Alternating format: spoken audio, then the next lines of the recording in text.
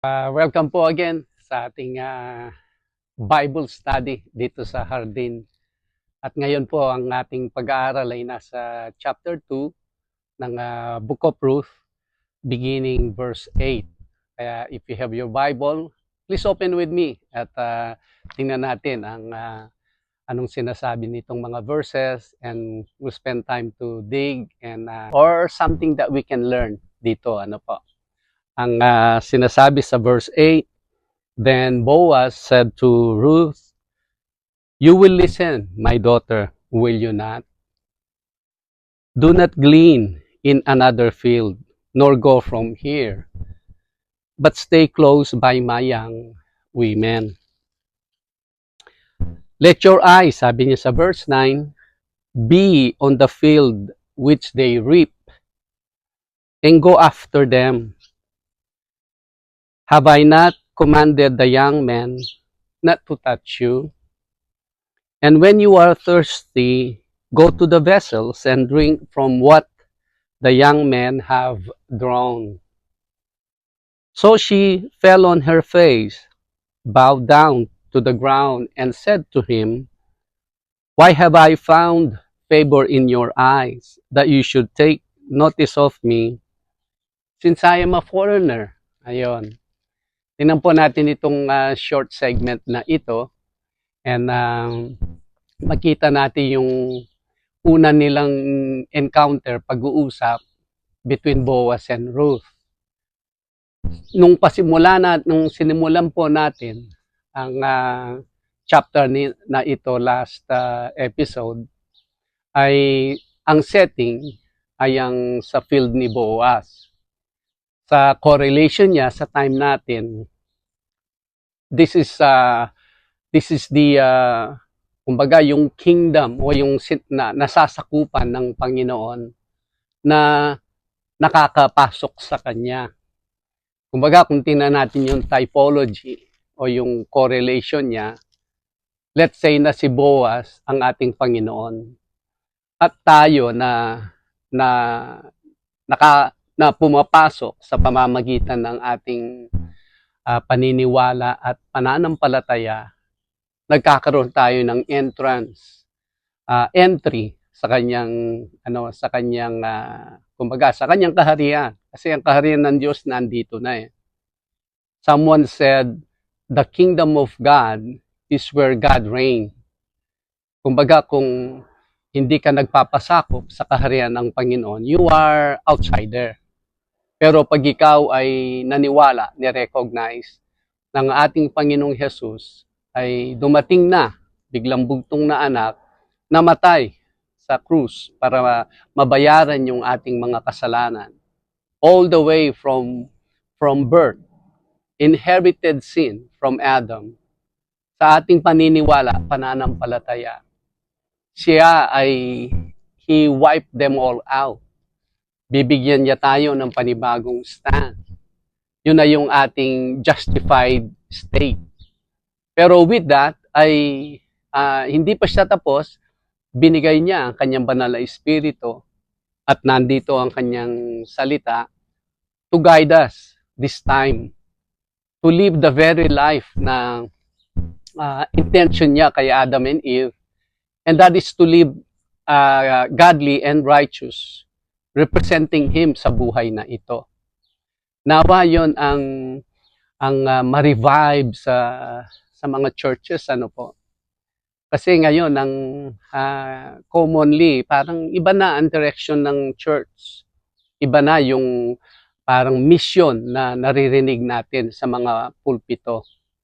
Salamat at kung kayo po ay nandito watching, studying with us, nawa yun ay something that will spark you to do more research na ang buhay Kristiyano is like someone entered yung field ng ating Panginoon dito sa field ni Boaz.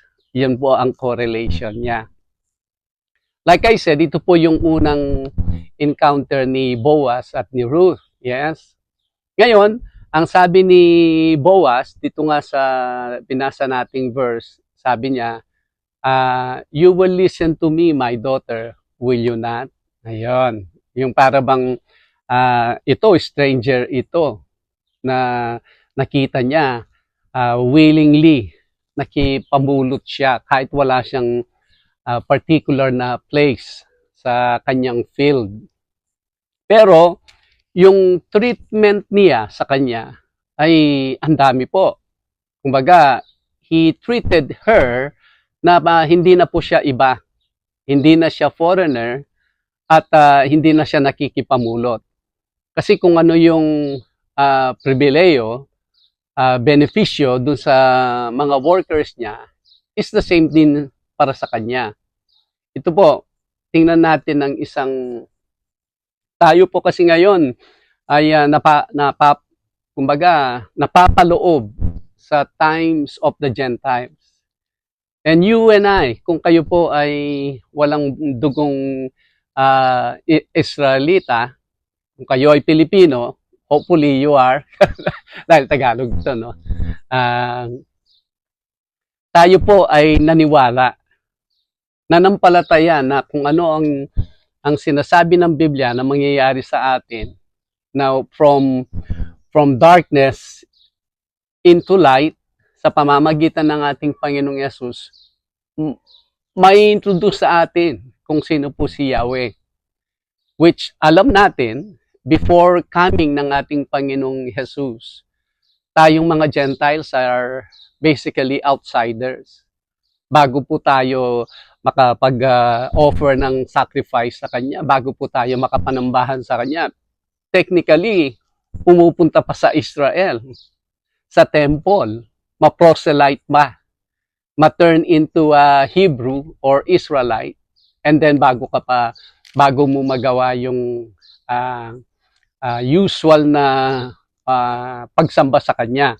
Pero ngayon, kung kahit saan po tayo, sa Pilipinas, kung saan man sulok ng mundo, Saudi, kung saan man yan, sa Europe, once we hear the message of salvation, at totoo sa puso natin, tayo'y naniwala, nanampalataya, humingi ng kapatawaran sa ating pong mga kasalanan, tayo po ay biglang nakapasok na pabilang sa kanyang, kumbaga, sa kanyang sinasakupan. Ngayon, He will treat us no different how He treated His people.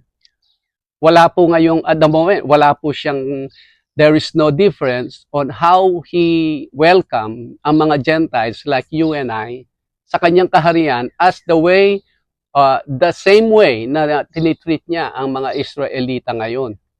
Pero, I will mention something later po at the end of the segment, yung the only difference, ano po. Pero ngayon, everything is the same.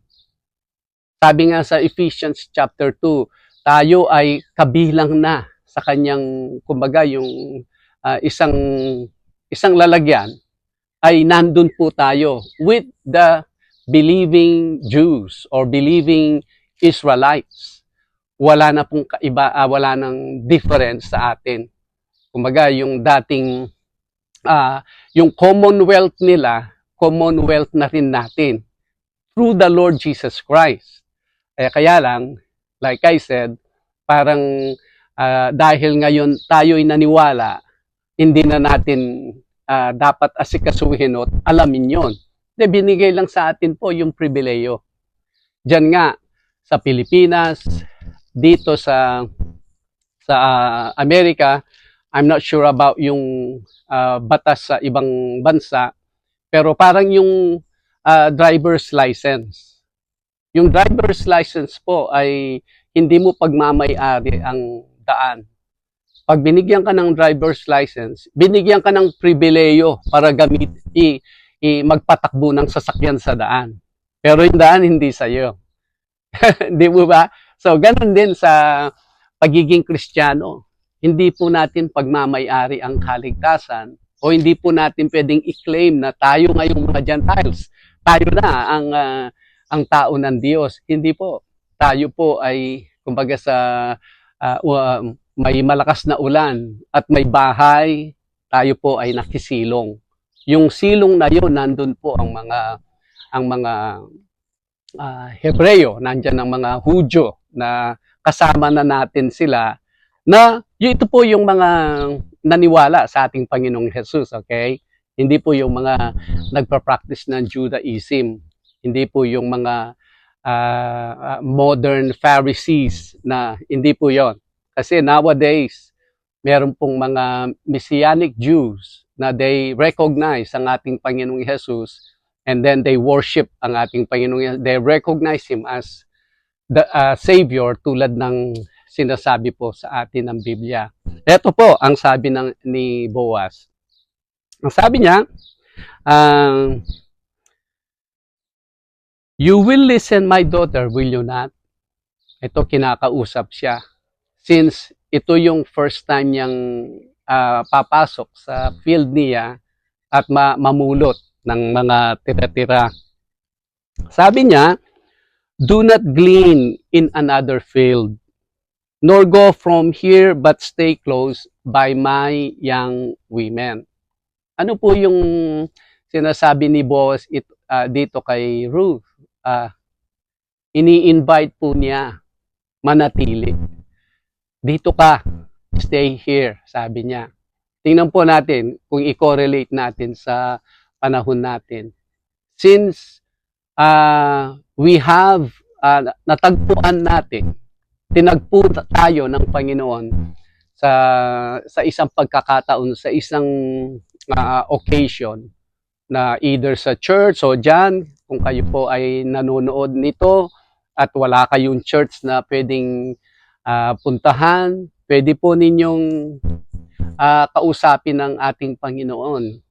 Simply just ask for forgiveness at to help you with the Holy Spirit. You can read the Bible or you can join yung ganitong klaseng pag-aaral. You will also enter the kingdom of God. Parang sa kwento natin na si Ruth ay natagpuan niya ang sarili niya nasa loob ng field ni Boaz. Ayan. Pero bakit ganun na lang yung mga favors, pananalita ni Boaz kay Ruth? Well, sasabihin ko po, just a little ahead. Ano po?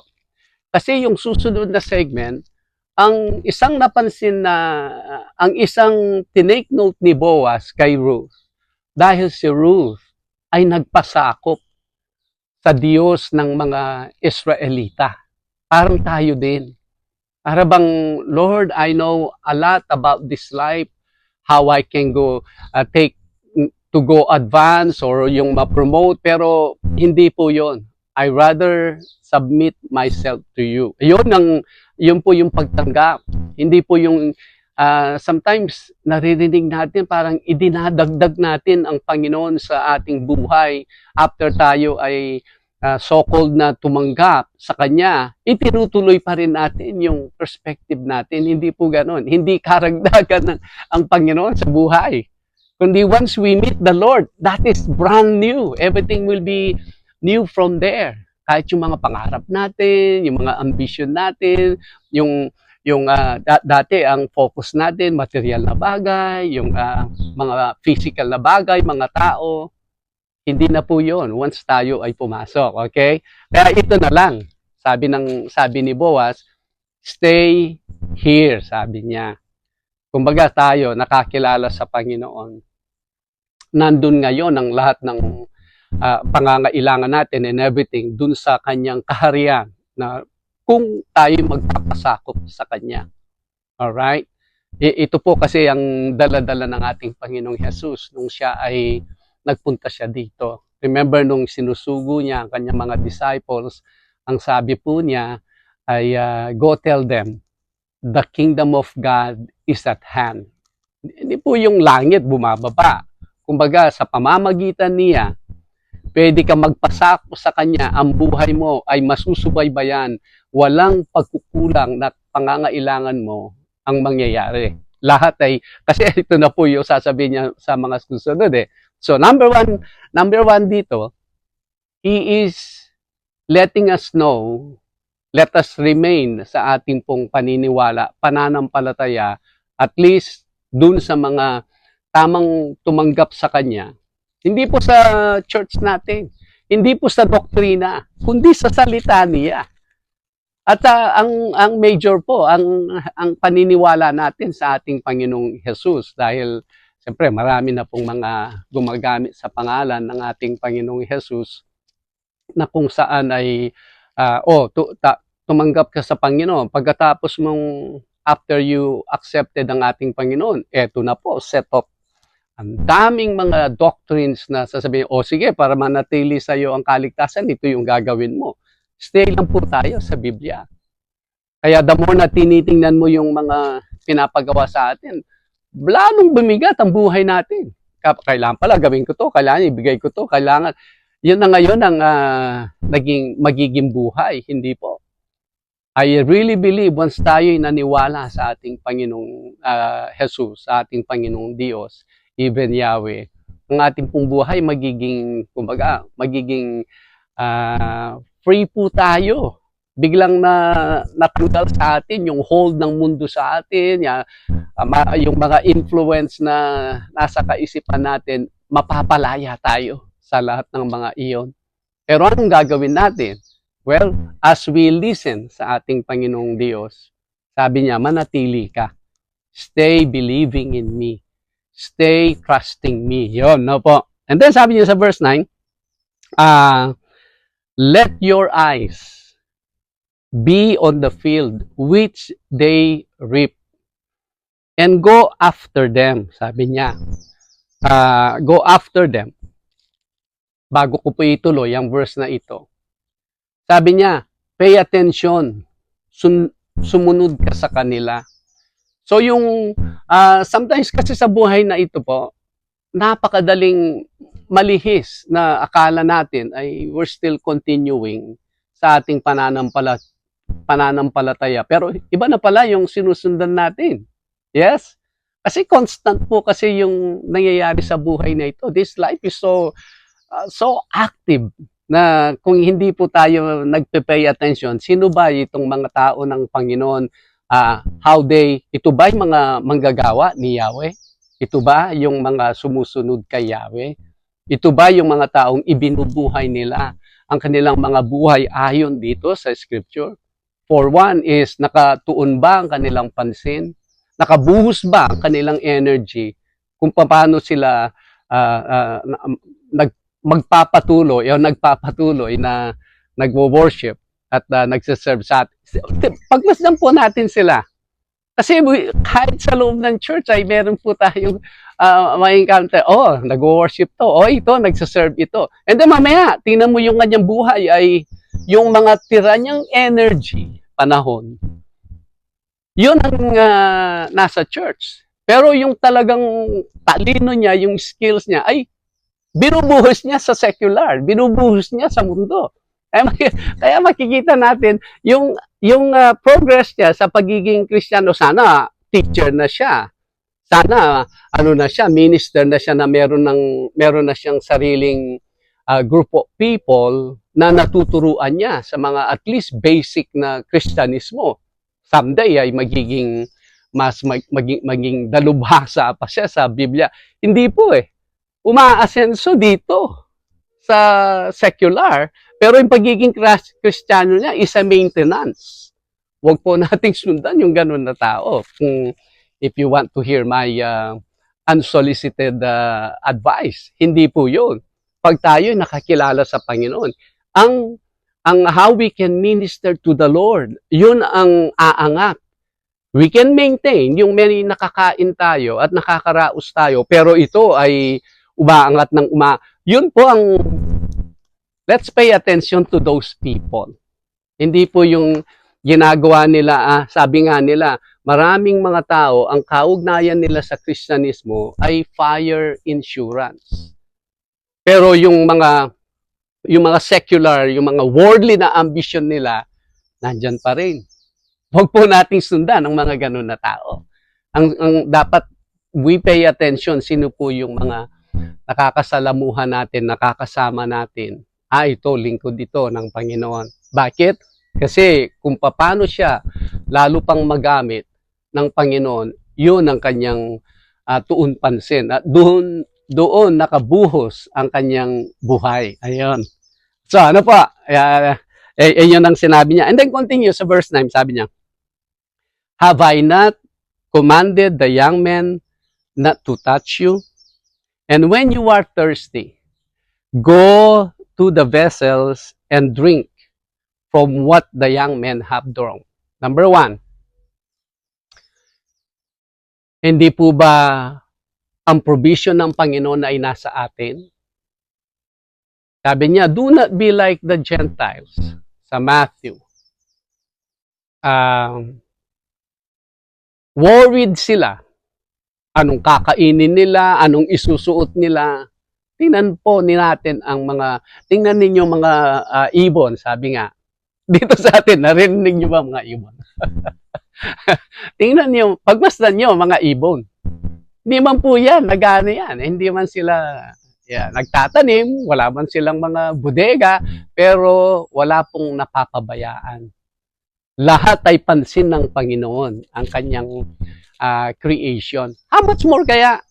How much more kaya tayo? How much more kaya ikaw na naging Kristiyano?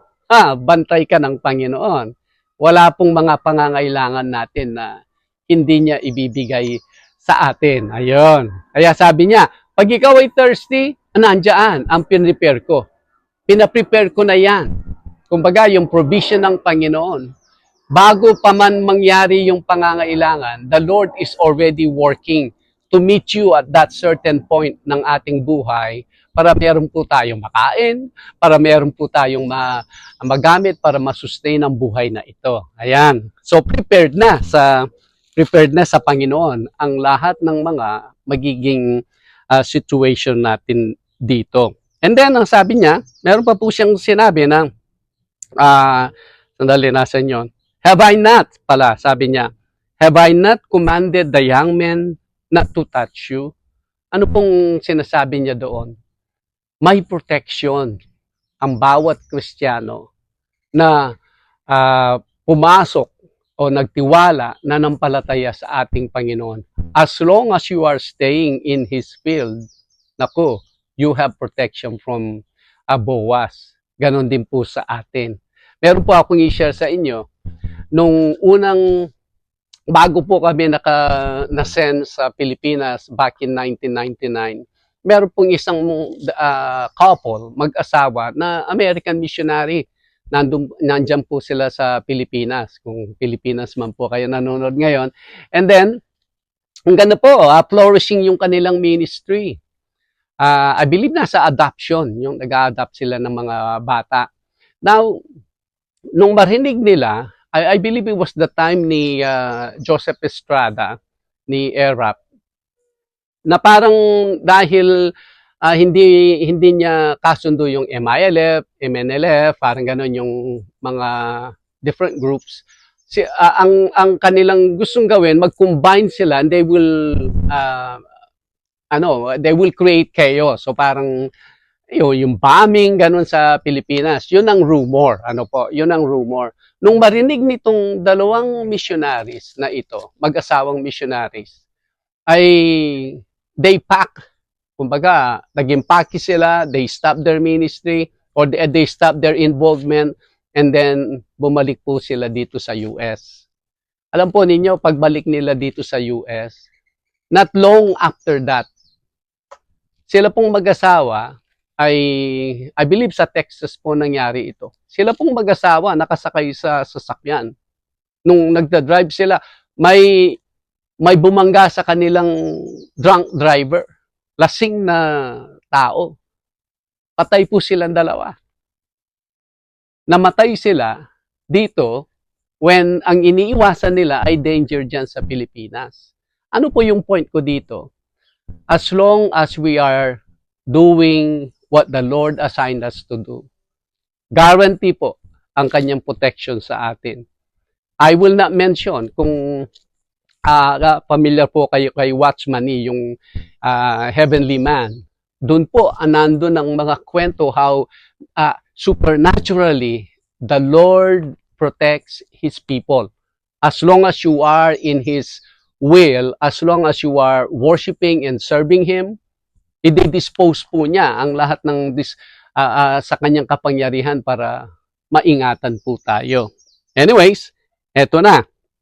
Ang sabi po niya, and when you are thirsty, go to the vessels and drink from what the young men have drawn. So she fell on her face. Eto na. Bowed down to the ground and said to him, why have I found favor in your eyes, that you should take notice of me since I am a foreigner? Ano po yung foreigner sa correlation? Tayo po yun. Tayong mga Gentiles. Bakit na lang ganon ang pag-welcome ng Panginoong Yahweh sa atin na tayo ay kumbaga nakasama natin ang kanyang mga tao, ang mga Israelites, na kung paano yung kanyang pag-look after them, kung paano yung love niya sa kanila, ganun na rin ang love niya sa atin. Napakagandang picture, dahil maraming mga so-called churches para bang mas bida tayo kesa sa mga Israelita. I don't think that time will ever come. Nasa atin lang po yung gospel ngayon, yung times of the Gentiles. Pero tayo ay nakitira. Pumasok tayo kung nasaan ng mga Hudyo. Dapat ganun din po yung ating attitude before God. Kasi at one time, dumating po yung tinatawag na replacement theology, na kung saan ang mga Gentiles na daw, ang mga spiritual Israelites, na sila na ngayon ang magpapatuloy at sila na yung bida as far as the gospel is concerned, as far as God is wanting them to be the new spiritual Israel. Hindi po yata yun ang tinuturo ng Biblia. Kaya ito po, no, i-share ko po ito bago tayo magtapos. Meron nga tayong kakilala, nakausap na businessman dyan sa Pilipinas, Interlock particularly. Ang naging experience niya sa kanyang mga employees, sa mga Christian employees po niya, actually, pastor din po ito Kung napapanood po niya ito ay he knows kung sino po siya. But anyways, dahil businessman siya, may mga employees siya, nung ma-open niya yung business niya, ang lahat ng ang naging unang filter niya in hiring people, dapat Kristiyano. So mostly, Christian na ngayon ng mga employees niya. Naku, nakita po niya how demanding ang mga Christians.